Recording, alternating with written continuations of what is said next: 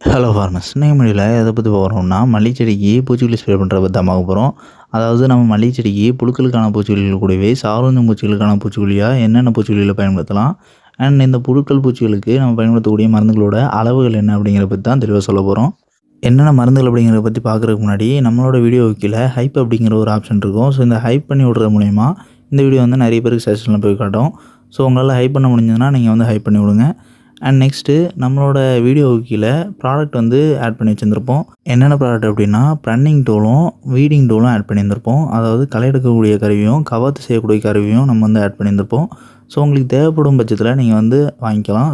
Next என்னென்ன மருந்துகள் அப்படிங்கிறத பற்றி பார்த்துடலாம். அதாவது நம்ம வந்து ஒரு 3 காம்பினேஷன் சொல்கிறோம். இந்த 3 காம்பினேஷனும் நீங்கள் பயன்படுத்த மூலிமா மல்லிகை செடியை சேதப்படுத்தக்கூடிய மல்லிகை செடியில் மகசூல் இழப்பு ஏற்படுத்தக்கூடிய புழுக்கள் தாக்குதலையும் சரி, இல்லைனா சார்ந்த பூச்சிகளையும் சரி, புழுக்கள்னு பார்க்கும்போது மல்லிகை செடியில் மொட்டுகள் சேதத்தை ஏற்படுத்தக்கூடிய மொட்டு புழுக்களாக இருக்கட்டும், இல்லைனா கூண்டு புழுக்களாக இருக்கட்டும், இல்லை இலை புழுக்களாக இருக்கட்டும், இந்த மாதிரி பல்வேறு வகையான புழுக்கள் அளிக்கிறதுக்கும்.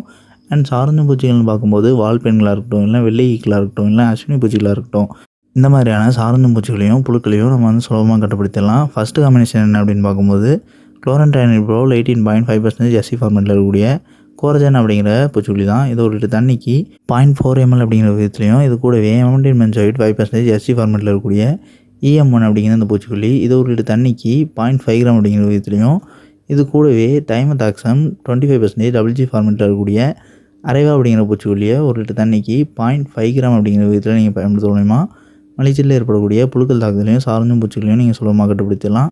அண்ட் நெக்ஸ்ட் காம்பினேஷன் என்ன அப்படின்னா லாம்டா செல்லேத்ரின் 5% ஈசி ஃபார்மெட்டில் இருக்கக்கூடிய கராட்டே அப்படிங்கிற பூச்சிக்கொல்லி தான். இது ஒரு லிட்டர் தண்ணிக்கு 1.5 ml-லேருந்து 2 ml வரை நீங்கள் பயன்படுத்தலாம். அண்ட் இது கூடவே எமண்டின் மென்சாய்ட் 5% எஸ்சி ஃபார்மெட்டில் இருக்கக்கூடிய நம்ம ப்ரீவியஸாக குறிப்பிட்ட EM1 அப்படிங்கிற பூச்சிக்கொல்லி தான். இது ஒரு லிட்டர் தண்ணிக்கு 0.5 கிராம் பயன்படுத்தினா போதும். அண்ட் இது கூடவே அசிட்டம்பரேட் 20% SP ஃபார்மெட்டில் இருக்கக்கூடிய தன்பிரீத் அப்படிங்கிற பூச்சிக்கொல்லி இது ஒரு லிட்டர் தண்ணிக்கு 0.3 கிராம்லேருந்து 0.5 கிராம் வரை பயன்படுத்தலாம்.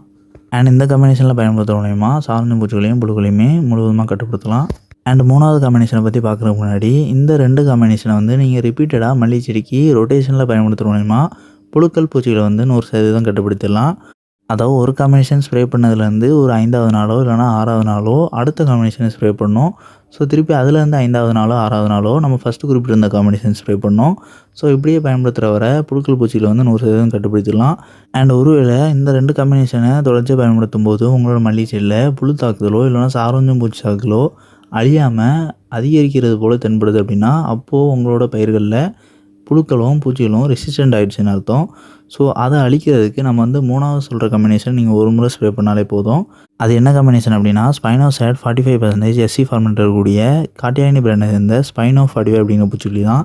இது ஒரு லிட்டர் தண்ணிக்கு 0.3 ml அப்படிங்கிற விதத்துலையும், இது கூடவே ப்ரீவியஸ் காம்பினேஷனில் குறிப்பிட்டது போல் EM1 அப்படிங்கிற பூச்சிக்கொல்லியை ஒரு லிட்டர் தண்ணிக்கு 0.5 கிராம் அப்படிங்கிற விதத்துலையும், அண்ட் இது கூட டைனோடெஃப்யூரான் 50% WP ஃபார்மெட்டில் இருக்கக்கூடிய பெகாசஸ் அப்படிங்கிற பூச்சிக்கொல்லி தான். இது ஒரு லிட்டர் தண்ணிக்கு 0.3 கிராம்லேருந்து 0.5 கிராம் வரை பயன்படுத்தலாம்.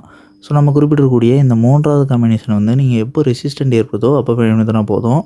அப்படி இல்லை நீங்கள் வந்து தொடர்ச்சியாக இந்த 3 காம்பினேஷனையுமே மாற்றி மாற்றி பயன்படுத்தினாலுமே ஒரு 100% ரெசிஸ்டண்ட் ஏற்படுறதை தவிர்க்கிறதுக்கான வழிமுறையாக இருக்கும். ஸோ அதனால் இந்த முதல் 2 காம்பினேஷனை தொடர்ச்சியாக மாற்றி பயன்படுத்துகிற வந்து கண்டிப்பாக ரெசிஸ்டண்ட் ஏற்படும் அப்படிங்கிறது கிடையாது. உங்களோட மல்லிகை செடியை சுற்றிலும் ஒரு செடிக்கு இன்னொரு செடி போதுமான இடைவெளி இருக்கும் பட்சத்தில், போதுமான காற்றோட்டம் இருக்கும் பட்சத்தில், சுற்றி களைகள் இல்லாத பட்சத்தில் சுலபமாக ரெசிஸ்டண்ட் வந்து ஏற்படாது. ஸோ அப்படி ரெசிஸ்டண்ட் ஏற்படும் போது நீங்கள் வந்து இந்த 3வது காம்பினேஷனை பயன்படுத்தினாலே போதும்.